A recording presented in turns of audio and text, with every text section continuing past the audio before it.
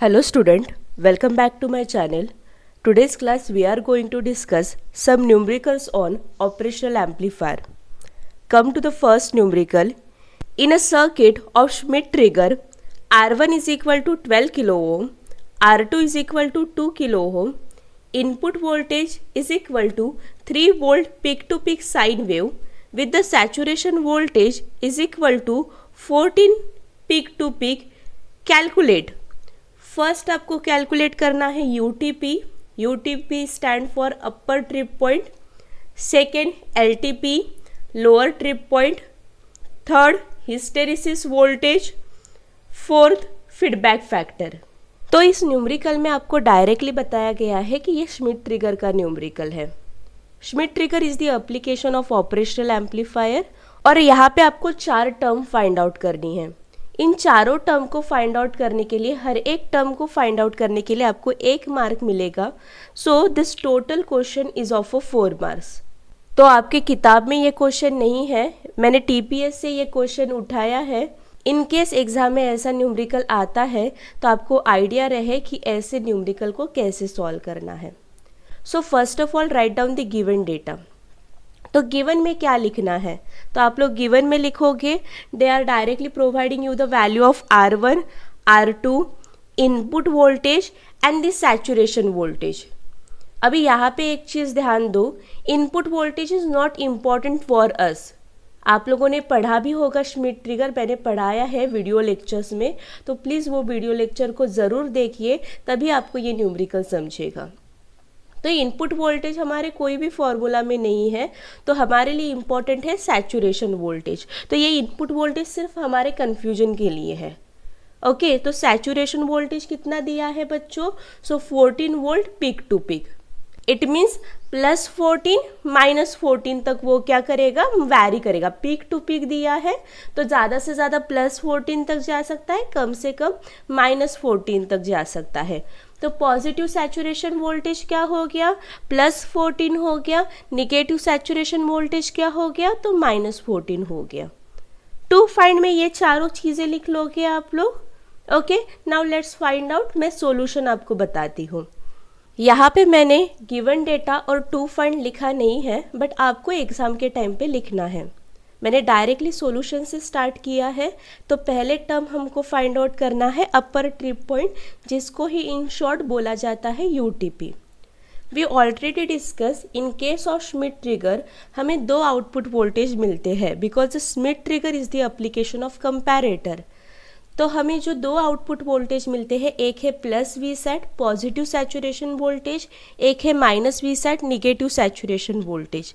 जब output positive saturation रहता है तो जो फीडबैक जाता है उस फीडबैक को बोला जाता है अपर ट्रिप पॉइंट. जो फाइंड आउट करते हैं as there is a presence of voltage divider, तो वो हम लोग फाइंड आउट करते हैं R2 upon R1 + R2 into the positive saturation. They guys are providing you the value of R1, R2 and the saturation voltage. यहाँ पे आप लोगों को पॉजिटिव सैचुरेशन कंसिडर करना है तो +14 कंसिडर करोगे. Let's put the value and find out the upper trip point. Okay, so the value of R2 is of a 2K upon R1 + R2. The value of R1 is 12K plus 2K into the saturation voltage, positive saturation voltage, so +14 volt. After solving this, so it come out to be 2K upon 14K into +14 volt.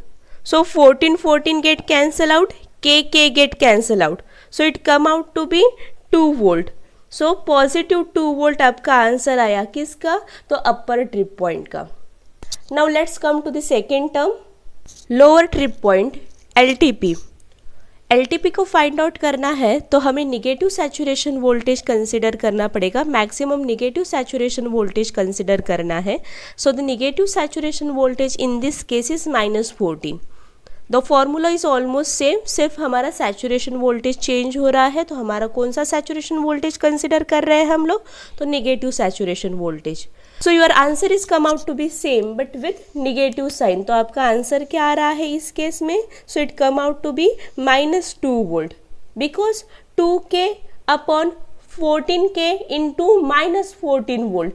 14 get cancelled, k get cancelled, it come out to be a minus 2 volt. So lower trip point is come out to be minus 2 volt. तो upper trip point कितना आया plus 2 volt, lower trip point कितना आया minus 2 volt.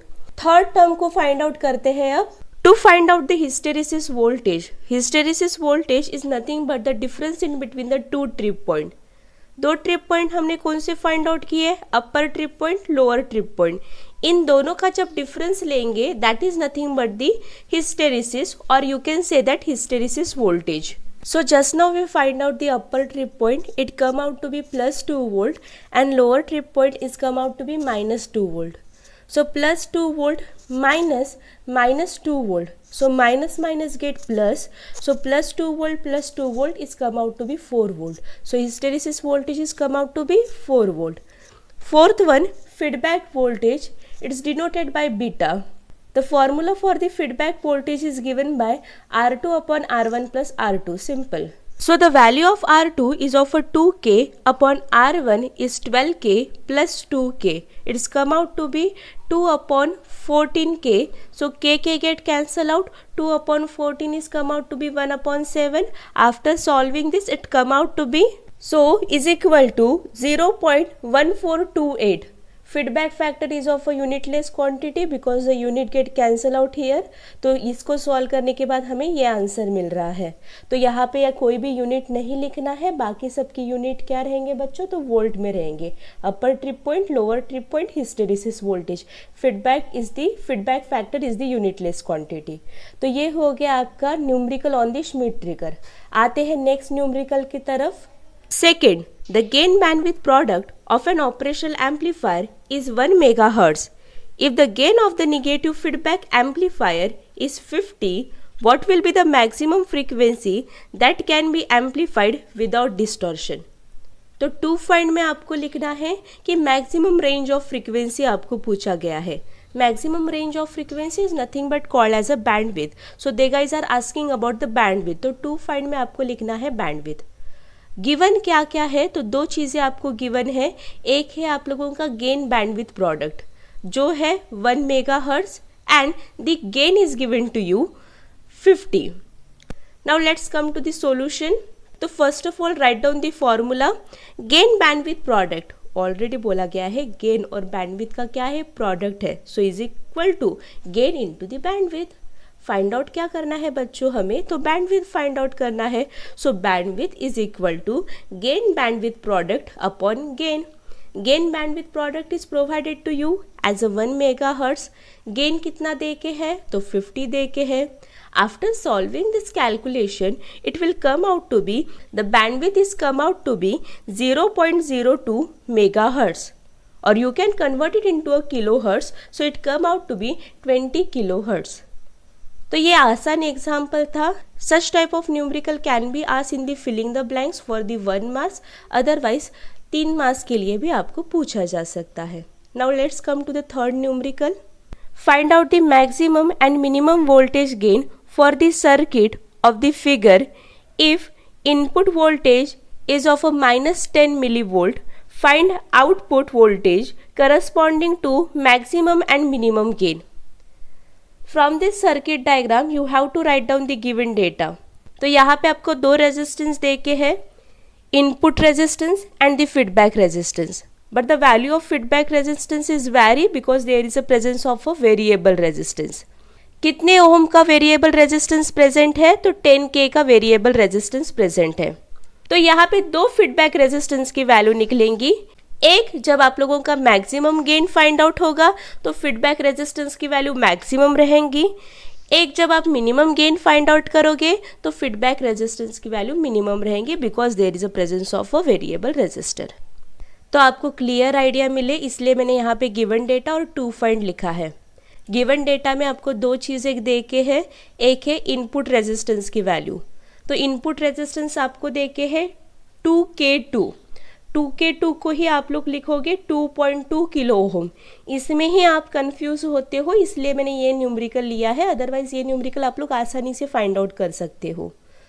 दो gain find out करना है, maximum और minimum gain. क्यों ये दो गेन फाइंड आउट करोगे आप लोग? क्योंकि यहाँ पे फीडबैक रेजिस्टेंस की वैल्यू वैरी हो रही है, क्योंकि आप लोगों ने एक वेरिएबल रेजिस्टेंस यूज किया है। As this two resistance are connected is in this series, तो दोनों भी रेजिस्टेंस को आपको कंसिडर करना पड़ेगा। जब रेजिस्टेंस सीरीज में कनेक्टेड रहते हैं तो आपको उसकी एडिशन करनी पड़ती है। तो मैक्सिमम रेजिस्टेंस फाइंड आउट करना है तो यू हैव टू कंसिडर पूरे की पूरी रेजिस्टेंस की वैल्यू। मतलब मैक्सिमम ये वेरिएबल रेजिस्टेंस की वैल्यू कितनी रहेंगी? तो 10 किलो ओम्स रहेंगी।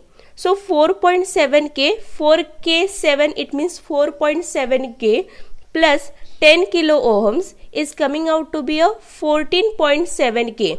So the value of maximum feedback resistance is of a 14.7K. Value of minimum feedback resistance, जब आप लोगों की वेरिएबल रेजिस्टेंस की वैल्यू बहुत कम हो जाएंगी। कम से कम आप लोग कहाँ पे कर सकते हो? तो रेंज प्रोवाइड नहीं करके है तो आप बोलोगे कम से कम मैं 0 कर सकती हूँ। तो 4.7 तो कंफर्मली है वहाँ पे। इस वेरिएबल रेजिस्टेंस को कम से कम मैं कहाँ तक लेके जा सकती हूँ? 0 किलो ओम्स तक लेके जा सकती हूँ। सो 4.7 प्लस 0 के it's come out to be the value of minimum feedback resistance is of 4.7K। Okay बच्चों, तो अभी आपको क्या फाइंड आउट करना है? You have to find out the minimum and maximum gain. So gain maximum, gain minimum. जब आप लोग गेन फाइंड आउट करोगे उसके बाद ही उस मिनिमम और मैक्सिमम गेन के लिए आपको आउटपुट वोल्टेज फाइंड आउट करना है। तो दो आउटपुट वोल्टेज आप लोगों के यहाँ पे निकलेंगे, एक है मिनिमम आउटपुट वोल्टेज और एक निकलेगा maximum output voltage. So let's come to the solution now. दो गेन फाइंड आउट करने थे हमें, minimum gain, maximum gain. So come to the first maximum gain. Maximum gain find out करना है तो ये कौन सा एग्जाम्पल है? This is nothing but the numerical of a inverting operational amplifier. और इन्वर्टिंग ऑपरेशनल एम्पलीफायर का गेन क्या रहता है? तो -RF/RI। ओके, हमने ऑलरेडी स्टडी किया है कैसे आया गेन, तो ये हमने स्टडी किया है। So -RF/RI। But maximum gain find out करना है तो मैक्सिमम फीडबैक रेजिस्टेंस आपको कंसिडर करना पड़ेगा, which is come out to be 14.7K. So let's put the value of respective resistance. So maximum feedback resistance is of 14.7K upon the input resistance is of 2.2K. K get cancel out. It's come out to be -6.68. Gain is the unitless quantity. Minimum gain find out करना है, you have to consider the minimum feedback resistance value. So the minimum feedback resistance value is of 4.7K upon the input resistance is of 2.2K. So the value of minimum gain is come out to be -2.13. तो gain तो find out कर लिया आप लोगों ने, आसान formula था, -RF/RI। Maximum gain के लिए maximum feedback resistance, minimum gain के लिए मिनिमम फीडबैक रेजिस्टेंस। अभी हमें और बोला गया है find output voltage for corresponding maximum and minimum gain.